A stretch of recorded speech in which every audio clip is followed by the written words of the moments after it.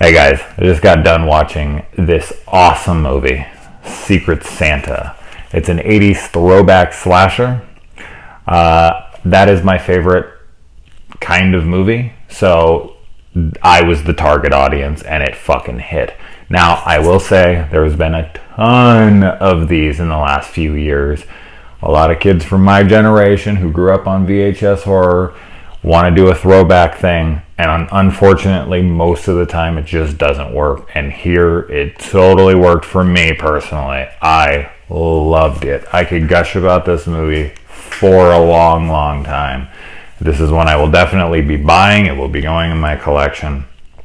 I had read that the film was on a crowdfunding site trying to get $30,000, and they only raised $6,000, and they went ahead anyway and did this movie. And for $6,000, holy shit, this is how you utilize and use a small budget. The fact that this was made for $6,000 and something like the Ouija movie was made for however many millions of dollars, come on.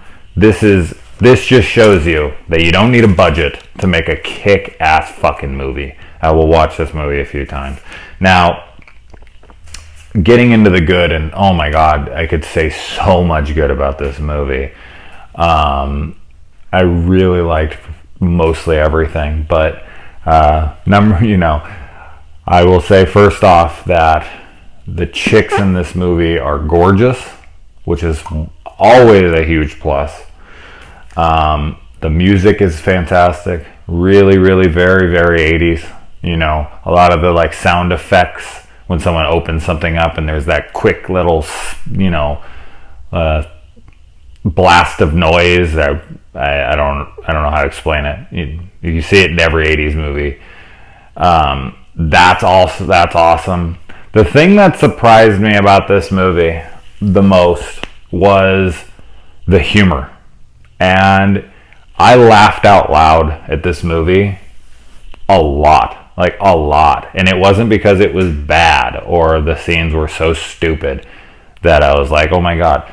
It was clever. And the characters really delivered the lines. And there was scenes that were just funny. Like really fucking funny. And I was very surprised by that, because a lot of humor in low budget, especially nowadays low budget, is cringy. And it just doesn't hit. And the actors who are delivering it are doing such a piss poor job of it that you're just like, ugh, like that was bad. And it just didn't happen here very much. There's some moments where characters kind of get a little overboard with their performances. Dwayne's character, who I found to be the funniest character and my favorite character in the film. A lot of people will think his performance, especially in the beginning when he's like cracked out after he hasn't slept for a few days, they're going to think he's way over the top. But for some reason, it totally worked for me. I thought Dwayne was the standout performance in this movie for me. I thought he was hilarious. I loved the performance. Yes, it got a little overboard at times, but it didn't bother me. I thought it fit the tone of the film very well. This film is self-aware. It knows it's silly. It knows it's cheesy, but it actually does a really good job of blending comedy and horror. Now, is it a comedy horror or horror comedy?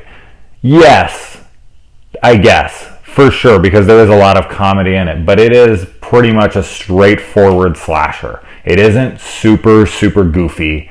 The kills aren't trying to be, comical, even though some of them are funny. I don't think that it's slapsticky in any way. The characters are really fun. I really felt like there was a diversity between the characters in the movie that separated them enough to where they didn't all become throwaway archetypes and characters that you wouldn't remember in 5 minutes. I really liked everyone who played this. And as I read also, these were just friends of the director, and they just made the movie. And they were all great. I mean, I don't really have anybody that I could point out and was like, no, he needs to go or she needs to go. Like, they really worked. One of the kills in this movie just made me fucking laugh hysterically. I thought this shit was the funniest thing. I won't give away what it is, but it has to do with a hairdryer, and fuck, I laughed so hard on this.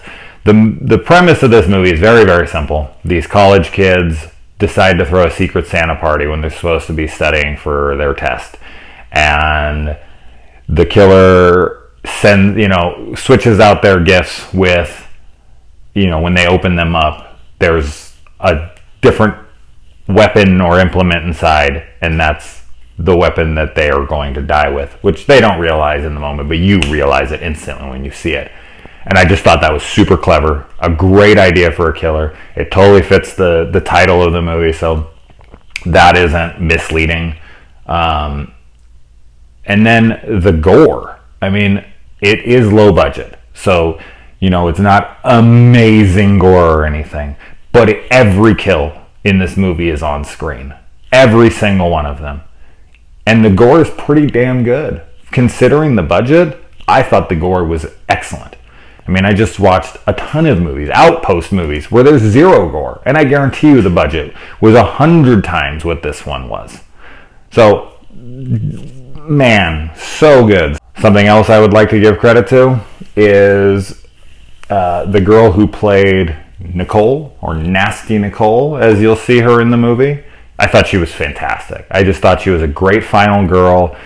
I really liked her character. I liked how risky the actress was with her performance. I read that she was very embarrassed to do some of the things that she was doing in the movie, and I was really glad that she moved past that, because I thought her character was pretty well fleshed out, and because she did do some things that were a little more ridiculous, it was a good time to watch, and it was really funny and sexy and whatnot. And then the standout babe in this movie was Olivia, or Liv. She was just gorgeous. My God. Whew. Now, getting into the bad about this movie, pretty much all the bad I have to say is stuff I don't even really want to say, because it's a micro-budget film. It's all technical issues. One thing is not a technical issue, and I guess that's my only gripe with the film, but it's not even a big deal. The ADR in this movie is horrendous. Now, and what that is, when they're walking from a distance and they had to go back in the studio and re-record the audio and whatnot, it's so mismatched. It's so bad. And the argument could be made that, well, they intended to do that, because that's how 80s films were. That's how, low-budget slashers were. They had terrible editing, and they had terrible this and that, so we did that on purpose. I think that's a good way to kind of cop out the fact that you didn't do it well. Was it intentional? I don't know. I mean, it could be.